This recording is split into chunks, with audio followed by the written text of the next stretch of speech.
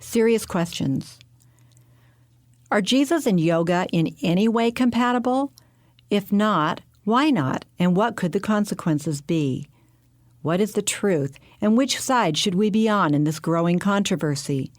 We want to consider these important questions in the following pages. We cannot ignore the fact that Americans continue to embrace yoga at an astonishing rate. Why are they doing so?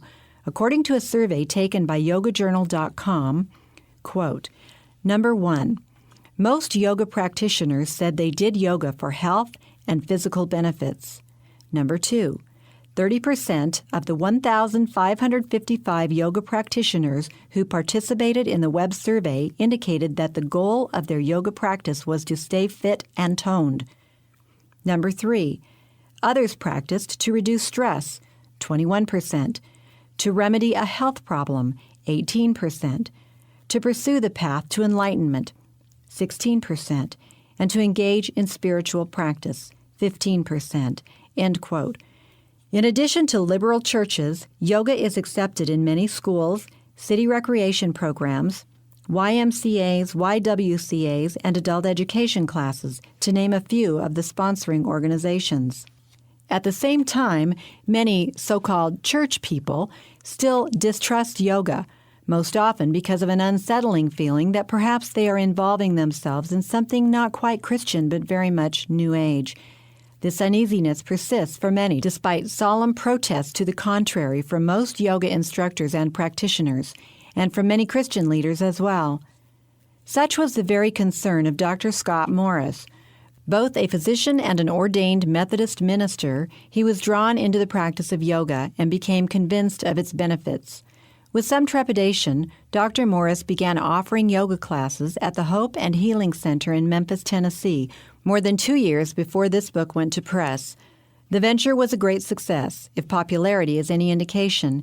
Indeed, that seems to be a sufficient basis of acceptance for most of those who become involved.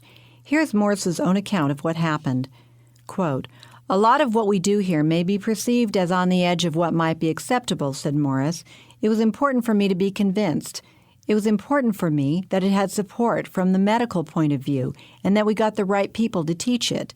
Then he worried whether people would come to the classes. They did. The first classes filled up within 5 minutes, he said. Now he's a believer, end quote. Does popularity define holiness and obedience? Is truth determined by vote?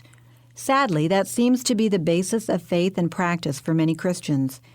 This is especially true for members of those churches that adjust Christianity and the gospel to the tastes of the ungodly in order to promote church growth.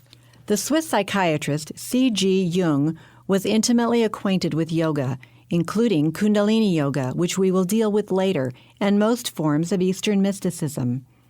The son of a Protestant minister, Jung was raised in the Swiss state church, which was totally apostate then as it remains today. His father was a spirit medium and a Mason.